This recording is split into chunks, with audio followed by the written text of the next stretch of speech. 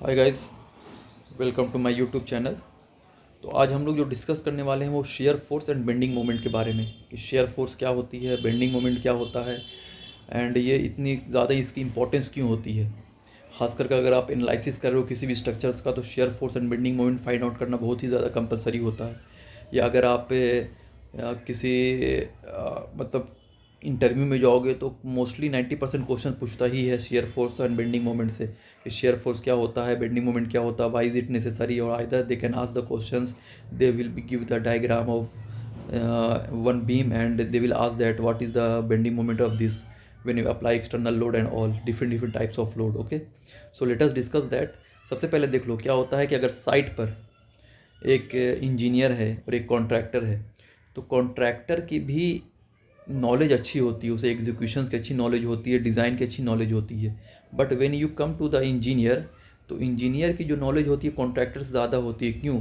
क्योंकि इंजीनियर के पास जो नॉलेज होती है वो एक तरह से देख लो तो कॉन्ट्रैक्टर से पहले मतलब डिज़ाइन से पहले की नॉलेज उसके पास ज़्यादा अच्छी होती है। मतलब एनालिसिस की नॉलेज कि शेयर फोर्स कहाँ पर मैक्सिमम अकर होगा, कहाँ पे बेंडिंग मोमेंट अकर हो रही है, कहाँ पे स्ट्रेस हो रहा है, कहाँ पे स्ट्रेन, ये सब की नॉलेज ज़्यादा इंजीनियर को होती है। ठीक है, तो इसलिए इंजीनियर जो होता है वो ज़्यादा उसके पास नॉलेज होती है।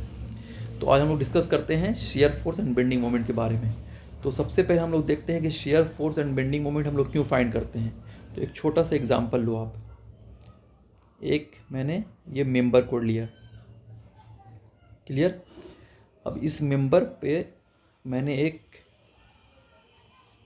ट्रांसवर्स लोड अप्लाई कर रहे हैं। ट्रांसवर्स लोड क्या होता है? ट्रांसवर्स लोड होता है that is externally load that come on the structure. और यहाँ पर हमें इस मेंबर के इस जगह पर इनकेस हमें shear force and bending moment निकालनी इस सेक्शंस पर, तो due to the external load, ये जो ट्रांसवर्स लोड होता है इसकी वजह से हम लोग क्या निकालते हैं, मेंबर की share force and bending moment calculate करते हैं। अब इस शेयर फोर्स की वजह से हम लोग क्या निकालते हैं, तो शेयर स्ट्रेस की वैल्यू निकल जाती है हमें। शेयर फोर्स से क्या निकलती है, शेयर स्ट्रेस की वैल्यू, और इस बेंडिंग मोमेंट से हमें बेंडिंग स्ट्रेस की वैल्यू निकलती है। ओके, तो इससे हमें ये पता चलता है कि ये जो आपकी बीम है इस बीम पर मैक्सिमम स्ट्रेस कितना डेवलप हो रहा है। जब हम लोग share force and bending moment निकालेंगे उसके बाद उससे हमें शेयर स्ट्रेस और बेंडिंग स्ट्रेस की वैल्यू निकल जाती है। तो इससे हमें ये पता चलता है कि इस बीम पर मैक्सिमम बेंडिंग स्ट्रेस कितना डेवलप हो रहा है due to the external load. Suppose that हमने बेंडिंग स्ट्रेस जब निकाला बेंडिंग मोमेंट से तो हमें लगा कि इस बीम पर 10 मेगा पास्कल ये आपकी मैक्सिमम बेंडिंग स्ट्रेस है जो इस बीम पर आ रही है due to the external load. तो हमें वैसा मटेरियल यूज़ करनी है जिसकी मोमेंट ऑफ रेजिस्टेंस क्या होता है,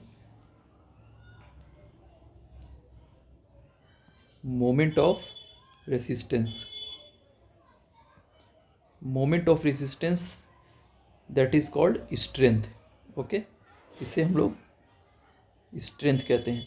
तो इस बीम पर वैसा ही मटेरियल यूज़ करनी है जिसकी मोमेंट ऑफ रेजिस्टेंस या इसकी जी स्ट्रेंथ हो वो 10 मेगा पास्कल से क्या होनी चाहिए, ज़्यादा होनी चाहिए, तभी ये बीम आपकी सेफ होगी।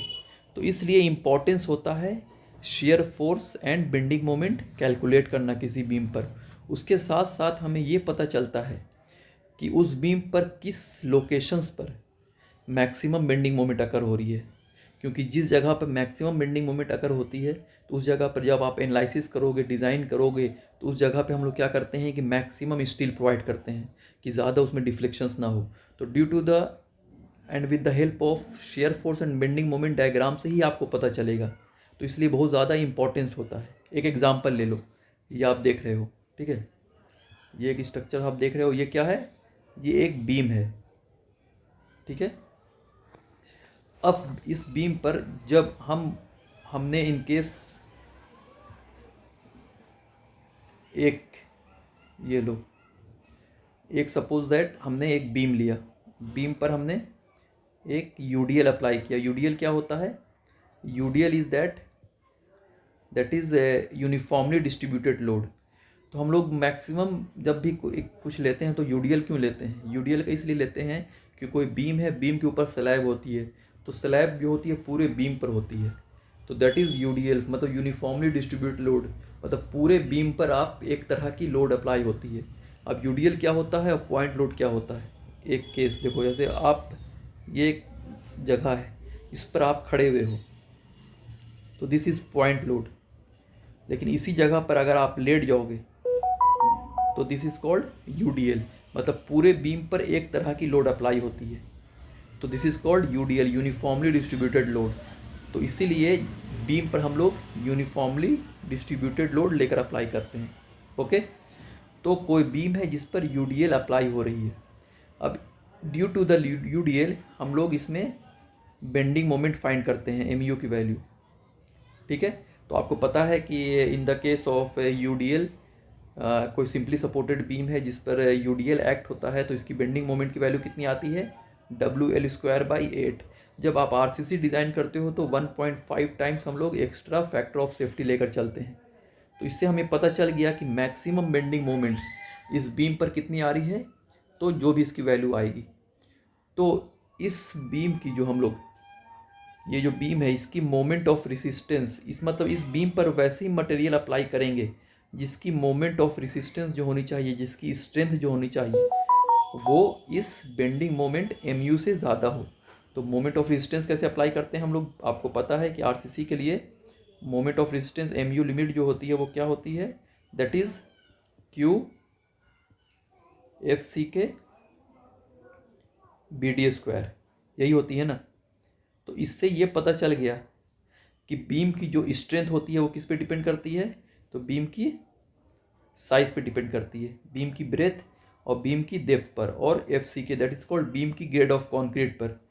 तो हम लोग वैसा ही मटेरियल यूज़ करेंगे या बीम ग्रेड यूज़ करेंगे या बीम की जो ब्रेथ और डेप्थ उतना ज़्यादा देंगे जो MU से ज़्यादा हो जाए। अगर इनकेस अगर बेंडिंग मोमेंट की वैल्यू 20 मेगापास्कल आ रही है, तो ये जब स्ट्रेंथ हम लोग निकालेंगे MU लिमिट, तो यहाँ पर इसकी वैल्यू एनी हाउ 25 मेगापास्कल आनी चाहिए, ये स्ट्रेंथ की वैल्यू। तभी हम समझेंगे कि ये बीम आपकी क्या है, सेफ़ है। इसलिए हमेशा हम लोग निकालते हैं क्या, कि यहाँ पे जो हम लोग देखते हैं कि MU limit should be greater than MU। तो ये इम्पोर्टेंस होती है मैक्सिमम बेंडिंग मोमेंट निकालने का। क्लियर? अब शेयर फोर्स की क्या इंपॉर्टेंस होती है? तो देखो, शेयर फोर्स से हम लोग शेयर स्ट्रेस निकालते हैं। तो जब ये क्या है, देखो ये स्ट्रप्स है, ये स्ट्रप्स, ये वाली, ये देख रहे हो ना स्ट्रप्स। तो जब हम एक बीम पर मैक्सिमम शेयर स्ट्रेस निकालते हैं with the help of shear force, तो हमें पता चल जाता है कि मैक्सिमम शेयर स्ट्रेस की वैल्यू कितनी आ रही है। तो उसके अकॉर्डिंग हम जो स्ट्रप्स देंगे, जिसे हम लोग शेयर स्ट्रेंथ कहा जाता है, तो इसमें वैसा मटेरियल हम लोग यूज़ करेंगे जिसकी वैल्यू, शेयर स्ट्रेंथ की जो वैल्यू होनी चाहिए वो शेयर स्ट्रेस से ज़्यादा आनी चाहिए। तभी हम समझेंगे कि वो मटेरियल, वो बीम आपकी क्या है, वो सेफ़ है। तो इसलिए ये इम्पोर्टेंस होता है मैक्सिमम बेंडिंग मोमेंट और शेयर फोर्स निकालने का। और क्यों निकालते हैं? अगर आपसे कोई क्वेश्चन पूछता है कि what is the importance to find out the shear force and bending moment diagram, so you directly say that because when we apply, suppose that there is a external load that come on the structures, so with the help of that we find out the maximum bending stress on the beam. So we come to know that we have to apply the material whose strength should be greater than that bending stress, so that beam will be safe. तो जब तक आप अगर bending moment या bending stress नहीं निकालोगे तो आपको कैसे पता चलेगा कि मेरी मैक्सिमम बेंडिंग स्ट्रेस इस लोड की वजह से कितनी आ रही है? तो इसलिए बहुत इंपॉर्टेंट होता है share force and bending moment निकालना। अब देखो, जब भी share force and bending moment निकालोगे तो इसमें 3 क्राइटेरिया को हमेशा फॉलो करना, मतलब एक तरह से 3 वेपन है जिसे एकदम कंपलसरी है आपको जानना, तभी आप किसी भी बीम की share force and bending moment diagram बना सकते हो, ये बना सकते हो। ठीक है, जिसमें से फर्स्ट क्राइटेरिया क्या है? तो पहली क्राइटेरिया है आपकी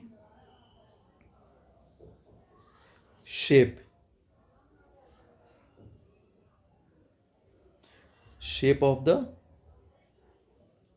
लोडिंग की शेप आप नॉलेज होनी चाहिए, शियर फोर्स की एंड बेंडिंग मोमेंट। आपको शेप पता होना चाहिए कि किस तरह से कौन सी शेप कैसे बनेगी। क्लियर? ये आपकी शेप है। अब देखो सिंपल एक एग्जांपल मैं आपको दे रहा हूँ छोटा सा कि शेप क्या। अब पहले आज बता देता हूँ तीन की। पहला शेप है। दूसरा जो हम लोग फाइंड करते हैं वो आपको ये देखना है, पहला तो आपने शेप समझ गया कि शेप क्या होता है। सेकंड जो होती है हम लोग वो साइन कन्वेंशंस के बारे में, कि आपको साइन कन्वेंशंस पता होना चाहिए कि किस जगह पे पॉजिटिव लेनी है, किस जगह पर नेगेटिव लेकर चलनी है। तो अगर साइन कन्वेंशंस आपको पता नहीं है तो फिर बेंडिंग मोमेंट या शियर फोर्स डायग्राम बनाने में आपको काफ़ी ज़्यादा प्रॉब्लम होगी। ठीक है। और थर्ड क्या होती है कि आपको नॉलेज होनी चाहिए रिलेशंस, मतलब load intensity, shear force and bending moment के बीच का रिलेशंस आपको पता होना चाहिए। तो थर्ड जो होती है वो relations between load intensity,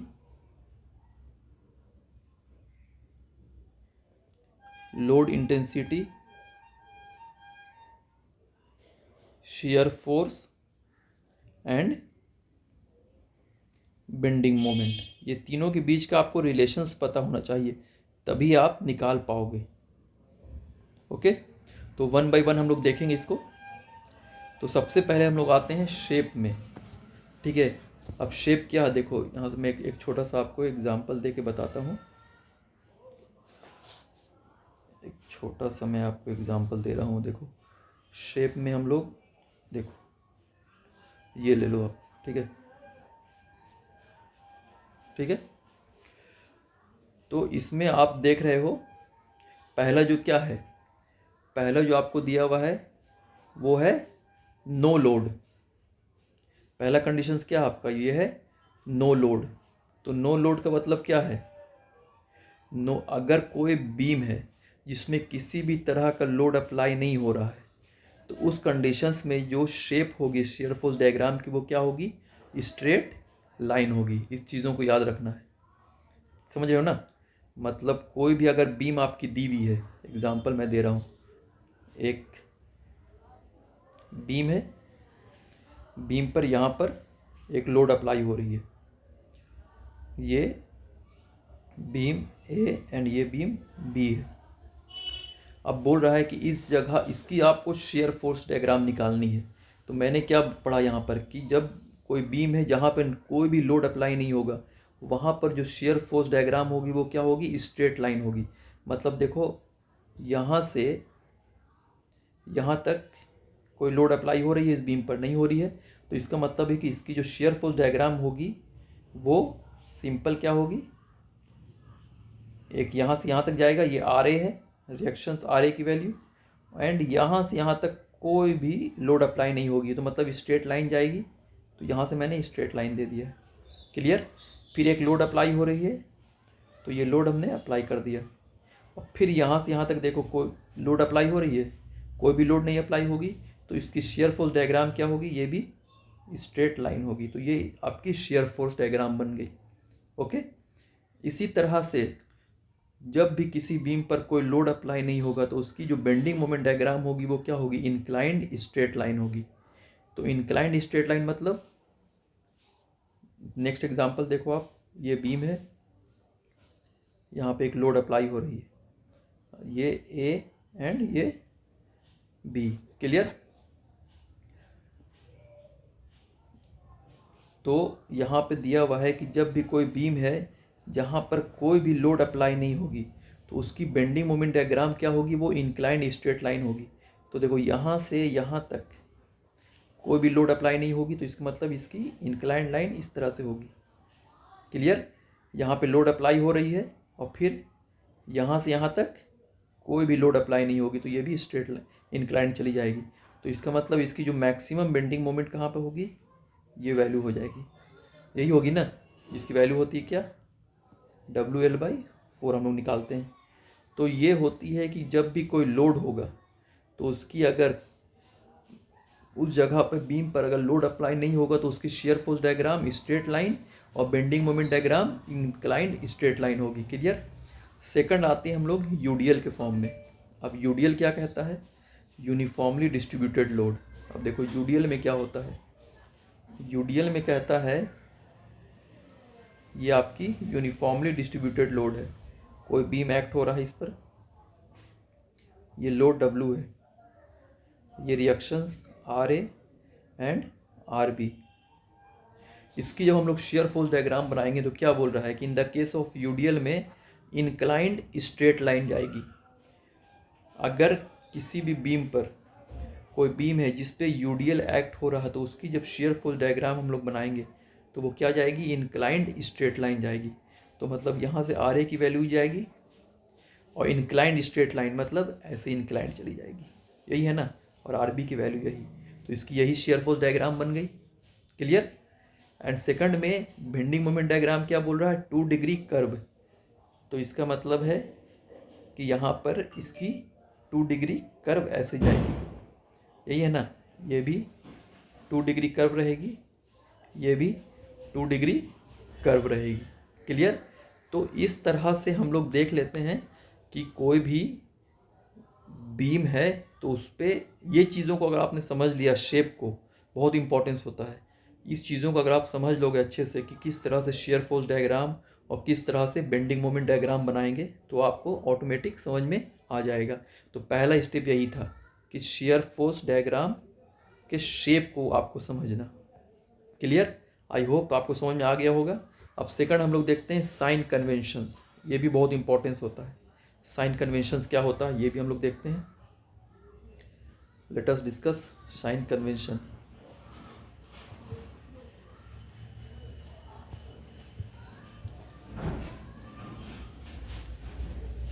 sign conventions. अब देखो साइन कन्वेंशंस क्या होता है, इसमें हम लोग साइन कन्वेंशंस जब हम लोग देखते हैं तो उसमें एक मिनट इसे हटा देते हैं तो ज़्यादा सही रहेगा।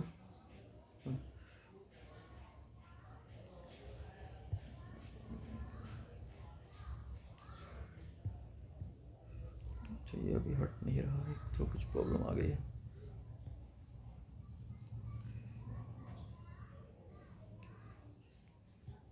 कोई बात नहीं, लेट अस डिस्कस। यहीं पर हम लोग साइन कन्वेंशंस देख लेते हैं। तो देखो साइन कन्वेंशंस क्या होता है, सेकंड में साइन कन्वेंशन। अब साइन कन्वेंशंस क्या है, देखो ये आपकी एक बीम है, बीम पर जब लोड कोई अप्लाई होता है तो क्या होगी बीम, इन केस ये बीम आपकी A और ये बीम B है। अब इस पर कोई भी लोड अप्लाई हो रहा है तो ड्यू टू दैट लोड वो बीम क्या होगी, वो डिफ्लेक्ट करेगी। तो आइदर बीम इस तरह से डिफ्लेक्ट करे एक, या फिर सेकंड बीम इस तरह से डेवलप करे। ठीक है ना, यही दो क्राइटेरिया, या तो बीम इस तरह, या तो बीम इस तरह से डिफ्लेक्ट करे या तो बीम इस तरह से डेवलप करे। तो ये चीज़ याद रखना है कि जब भी किसी बीम पर डिफ्लेक्शंस होती है तो मतलब उसमें कर्वेचर बनता ही है, कर्वेचर तो बनेगा ही। तो अगर बीम इस तरह से डिफ्लेक्ट कर रही है तो इसे हम लोग सैगिंग कहते हैं। इसे हम लोग क्या कहेंगे, सैगिंग। और सैगिंग के केस में हम लोग पॉजिटिव लेके चलते हैं, और बीम अगर इस तरह से डिफ्लेक्ट करेगा तो इसे हम लोग हॉगिंग कहते हैं। क्लियर। तो ये दो चीज़ों को याद रखना। अब इसे हम लोग क्या करते हैं, साइन कन्वेंशन इसकी निगेटिव लेकर चलते हैं। ओके। तो ये हॉगिंग कब होगा, ये सैगिंग कब होगा, सैगिंग जब होगा जब इस बीम पर इस तरह से मूवमेंट होगी, जब इस तरह से अप्लाई करेंगे मूवमेंट, तभी ना ये बीम इस तरह से शेप बनेगी, यही चीज़ होगा। और ये हॉगिंग कब होगा? ये हॉगिंग होगा जब बीम में मोमेंट इस तरह से डेवलप होगी। क्लियर? तो इस ये साइन कन्वेंशंस को आपको बहुत कंपलसरी होता है जानना, ये बहुत ही इंपॉर्टेंट होता है साइन कन्वेंशंस जानना। अब शियर फोर्स के केस में साइन कन्वेंशंस क्या लेते हैं? ये एक बीम आपकी है, ठीक है, बीम पर एक लोड अप्लाई हो रहा है, ठीक है ना, और ये यूडीएल भी अप्लाई हो रहा है। अब इस जगह पर आपको शियर फोर्स निकालनी है एक्स एक्स पर। ये आपकी ए है, ये आपकी बी है। तो उस कंडीशंस में ये पार्ट क्या हो गई आपकी लेफ्ट और ये पार्ट राइट हो गई। तो यहाँ पे डिपेंड होता है कि आइदर आप लेफ्ट से जाओ या राइट से जाओ। तो अगर साइन कन्वेंशंस अगर आप लेफ्ट टू राइट जा रहे हो, लेफ्ट टू राइट जा रहे हो, तो उस कंडीशंस में याद रखना जो ऊपर की तरफ जाता है उसे हम लोग पॉजिटिव लेके चलते हैं और नीचे की तरफ जो जाएगा उसे हम लोग निगेटिव लेके चलेंगे। तो यहाँ पे देखो, यहाँ पे आर ए हो जाएगा। तो अगर हम एक्स एक्स निकालेंगे तो क्या हो जाएगा? ये आर ए, क्योंकि आर ए ऊपर जा रहा है तो पॉजिटिव, और ये क्या डब्लू है, और ये नीचे की तरफ जा रहा है तो ये निगेटिव। यही निकल जाएगा बेंडिंग मोमेंट एक्स एक्स, ये हो जाएगा ना। तो ये साइन कन्वेंशंस को याद रखना है। और अगर राइट टू लेफ्ट जाओगे आप, यहाँ पे अगर आप राइट टू लेफ्ट जाओ तो राइट टू लेफ्ट में क्या हो जाएगा? ऊपर की तरफ जो जाएगा उसे हम लोग निगेटिव लेके चलेंगे और नीचे की तरफ जो जाएगा उसे हम लोग पॉजिटिव लेके चलेंगे। तो अगर यहाँ से लेके चल रहे हो आप इस तरफ से, तो ये क्या हो गया आपकी आर बी। तो ये ऊपर की तरफ जा रहा है तो निगेटिव मतलब माइनस आर बी, और प्लस इधर कोई लोड आपकी है डब्लू। कोई भी डिस्टेंस हम लोग ले लेते हैं, ऐसा नहीं यहाँ से यहाँ तक एक्स डिस्टेंस मानते हैं हम लोग। तो क्या हो जाएगा W into x by two. Clear? क्योंकि नीचे की तरफ आ रहा तो पॉजिटिव लेके चलेंगे। तो इस तरह से आपको साइन कन्वेंशंस जानना होता है शियर फोर्स का, कि शियर फोर्स की साइन कन्वेंशंस में अगर आप लेफ्ट टू राइट जाओगे तो ऊपर की तरफ पॉजिटिव, नीचे की तरफ negative, and left to right में जाओगे तो ऊपर की तरफ पॉजिटिव, नीचे की तरफ negative, and right to left में जाएंगे तो ऊपर की तरफ निगेटिव एंड नीचे की तरफ पॉजिटिव। तो ये साइन कन्वेंशंस आपको जानना ज़रूरी होता है। क्लियर? अब उसी तरह से हम लोग इसकी बेंडिंग मोमेंट देखते हैं। आपकी बेंडिंग मोमेंट कैसे बनेगा इसका देखो। अब बेंडिंग मोमेंट का अगर साइन कन्वेंशन, ये तो आप समझ गए शेयर फोर्स का होगा, ये आपका शेयर फोर्स का होगा। आई होप आज के लिए इतना ही रहने देते हैं, ठीक है, क्योंकि ज़्यादा लंबा लेक्चर हो जाएगा। फिर नेक्स्ट लेक्चर्स में हम लोग इसको कंटिन्यू करेंगे। ओके, आज के लिए हम लोग इतना ही रहने देते हैं। Clear? Yes, okay, thank you.